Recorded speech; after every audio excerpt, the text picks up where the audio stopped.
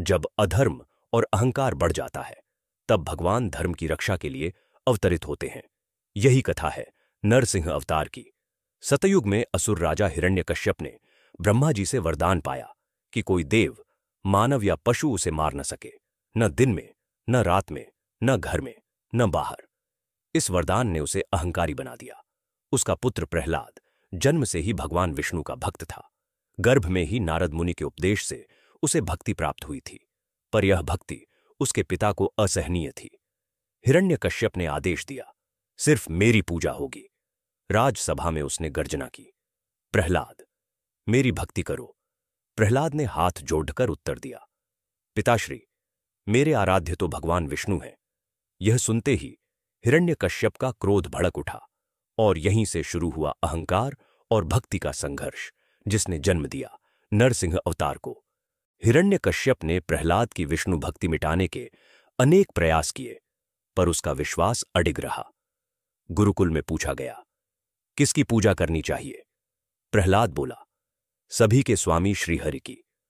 राजमहल में भी उसने कहा, भगवान विष्णु ही हमारे रक्षक हैं। यह सुनकर हिरण्यकश्यप क्रोधित हुआ, इसे दंड दो। उसे पहाड़ से गिराया, सांपों में डाला, हाथियों से कुचलवाया, पर कुछ न हुआ। हर बार वह विष्णु नाम जपता रहा, श्रीहरि श्रीहरि। अंत में हिरण्यकश्यप गरजा, अब इसे ऐसा दंड मिलेगा कि विष्णु का नाम लेना ही बंद हो जाएगा। हिरण्यकश्यप ने अपनी बहन होलिका को बुलाया, जिसे वरदान था कि अग्नि उसे जला नहीं सकती। उसने कहा, होलिका, प्रहलाद को गोद में लेकर अग्नि में बैठो, तुम बच जाओगी और यह विष्णु भक्त जल जाएगा।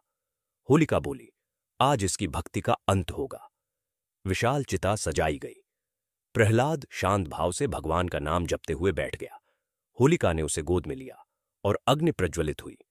लपटें उठीं, भीड़ स्तब्ध थी, पर कुछ ही क्षणों में होलिका जलने लगी और प्रहलाद अग्नि में भी सुरक्षित रहा।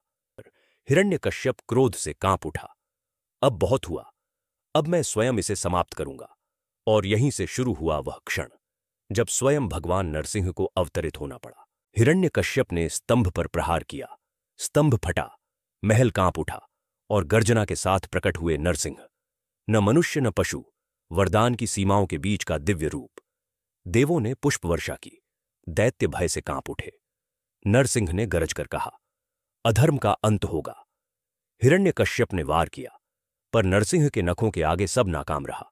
उन्होंने उसे चौखट पर बैठाकर वध किया, न अंदर न बाहर, न दिन न रात, बिना हथियार के। धर्म की विजय हो गई, पर नरसिंह शांत नहीं हुए। देव और देवी भी क्रोध कम न कर सके। तब छोटा प्रहलाद आगे आया और बोला, प्रभु, शांत हो जाइए। प्रहलाद के स्पर्श से नरसिंह का क्रोध प्रेम में बदल गया। भक्ति विजयी हुई।